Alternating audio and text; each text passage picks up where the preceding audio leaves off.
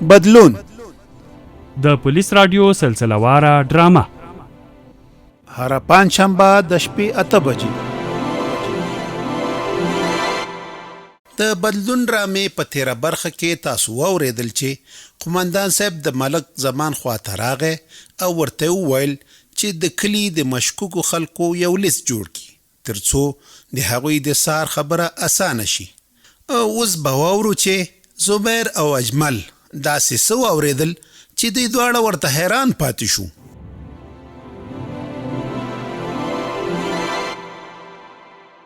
سمه ده کور دی ودان چې د سړي د نښې نښانې راوښودې نو په مخه دې ښه. څوک وو او چا سره د خبرې کولې؟ اجمل جانا هغه د لرغوني اثارو تجار وو. ښه نو څه یې ویل؟ له خبرو خو دې معلومېده چې د هغه نفر پاکلی درته معلومات درکړل. د چا پاکله چې موږ په لټه کې یو. هو ته سمه خبره کوي. د هغه نفر په هکله معلومات راکړل بلکې د هغه نفر نښې نښانې هم راته وویل. ښه نو هغه بدبخته څوک دی چې زموږ خواري د خپلې فایدې لپاره استعمال کړي؟ دلبر خو به نه وي؟ نه دلبر نه دی بلکې داسې نښې نښانې راته وویلې چې زه یې هم حیران کړم چې داسې څنګه کیدای شي. نو خو وایه چې زموږ دې هم ورته سودا کړه.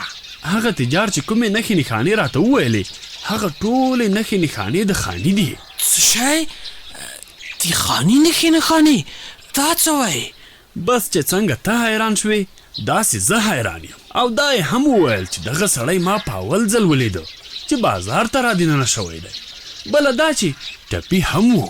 زما خو باور نشي چې خانۍ دی وي ځکه هغه خو موږ په ډمبډولۍ له دې ځایه مرګ حالت کې یې وړ. هغه څنګه کولی شي چې له دې ځایه هغه لوټه یوسي؟ همدغه خو زه هم وایم چې هغه خو موږ له دې ځایه وویستو. هغه کله او څنګه له دې ځایه لوټه وویسته؟ دا باید له خاني نه پوښتنه وشي چې اصله خبره څه ده. خبره دې سمه ده خو له خاني نه به یې څنګه وپوښتو؟ ته څه وایې؟ هغه به رضا شي چې موږ ته حال ووایي؟ هیڅوک هم د خپلې غلا کیسه چاته نه کوي او بیا خانه خو موږ مرګ حال وهلی وو. هغه خو به په هیڅ حال راضي نشي. نو بې پوښتنې خو یې هم نشو پرېښودی. یو څه کول خو غواړي تر څو په حال احوال ځان خبر کړو. ته دلبر ته ووایه ګوندې هغه یې په کومه خبره رضا کړي. که دلته یې نشي راوستی بل ځای ته دې یویسي. موږ به هلته ورشو او پوښتنه به ترې وکړو. سمه ده خو څه ووایم چې دلبر په دې وتوانېږي؟ زه بیا هم خپل کوښښ کوو.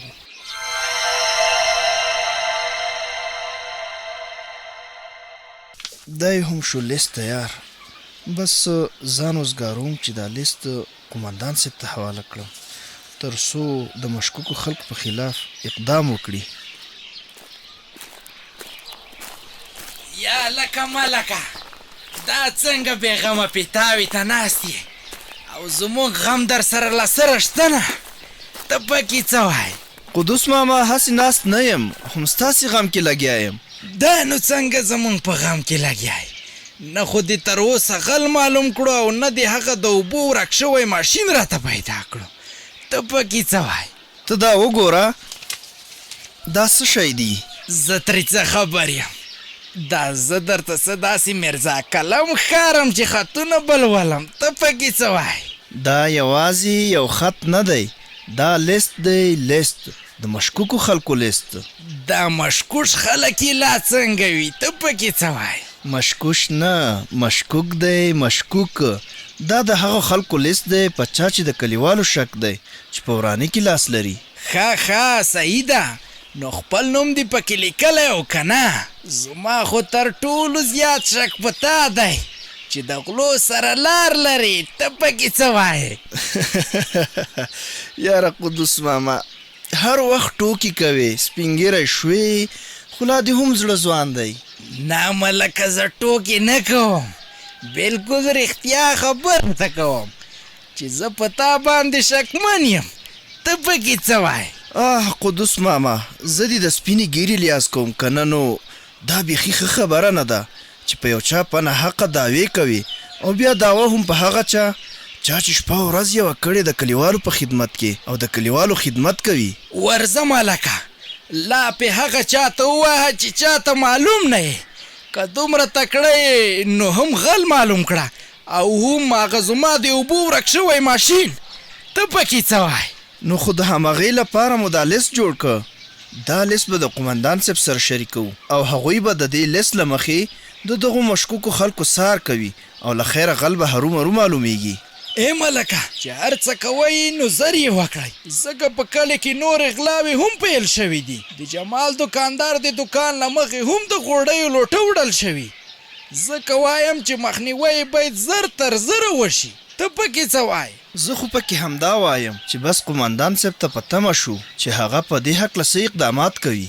زه دا وایم چې یوازې په قمندان صاحب ته هم په تمه نه کینو، موږ باید خپله هم لاس په کار شو تر څو د قمندان صاحب دوی همکاري وکړو. ته پکې څه وایې؟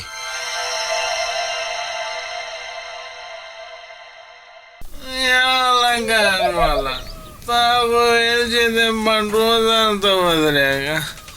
زه خو چې هلته لاړم نو بویو آدم نه و.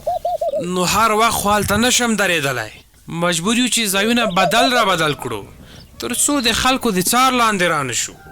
نو خو همدا ډېره ښه ده که نه یاره. موږ ولې هسې په عذابوې؟ کله هلته لاړ شو او کله دلته. هی نو ته کوم داسې دفتر ته ځې راځې چې وخت درنه برباد شو؟ نو په ډر څکل دي څه ساعت مخکې څه ساعت وروسته. هی اجماله ته زموږ له حاله څه خبر یې؟ په موږ چې غمار راشي او وجود مو د دارو طلب وکړي نو په ځان خولې لګوو خولې. هغه وخت موږ هر څه کولو ته تیار یو. ښه سمه ده، اوس څه خدمت دې وکړم؟ دارو درکړم او که نه زړه بقایا دې یوازې راوړې؟ زړه بقایا دې هم درکوم او تازه مال هم درنه اخلم. ونیسه. یو دوه درې دا واخله، دا دې زړه بقایا. او یو دوه درې څلور دا دې نوې پیسې، هغه هم د نورو دارو لپاره راکړه. او رښتیا دلبره یوه خبره را یاده شوه، ما چې تا سره د خبره شریکه کړم. خبره؟ د څه شي خبره؟ هغه هم له ما سره؟ خبره دا ده چې زموږ د خاني سره کار دی او هغه دلته نه راځي، نو که تا راوس غټ کار به دې کړی وي. زه بابا اجماله ته وزګار یې، زما یې د خاني سره سویمه ده. کار هم ورسره ستا دی او پیدا کوی هم ته پخپله. زه پکې کار مار نه لرم. ود خدای بنده زموږ په خوله راځي نه، که نه نو تا ته به مو ولې ویلې؟ ښه زه به ورته ووایم چې دوی دې غواړي. بس اوس راکړه دارو مې چې لاړ شم، حالت مې په خرابېدو کې دی. دلبره ساده کېږه ما، دا کار در باندې مفت نه کوم، د دې په بدل کې درته مفت دارو درکوم. البته یوازې ویل نه دي، یا به یې زموږ تر دیرې راولې او یا به یې د پټیو هغه سر ته راولې چې دې دواړو ځایونو کې د کوم ځای ته هم راوس نو ته ترې خلاص یې. سمه ده، زه به یې راولم خو دارو به ډېر راکوي. ګوره پوره د 5 ورځو. د 5 ورځو دارو غوښتل ډېر نه دي؟ چې نه یې راکوي نو زه هم دومره زاده نه یم چې په دومره لږو دارو درته دا کار وکړم. بس بل نفر ورته پیدا که. سمه ده بس د 5 ورځو دې په مخ شو، خو خانه به تر موږ را رسوې. ګوره وایم ته بېغمه شه، خو ته اوس د نن دارو راکړه چې خمار یم. نظر مې نور کار نه کوي او ټول وجود مې خارښ هم پیل کړ.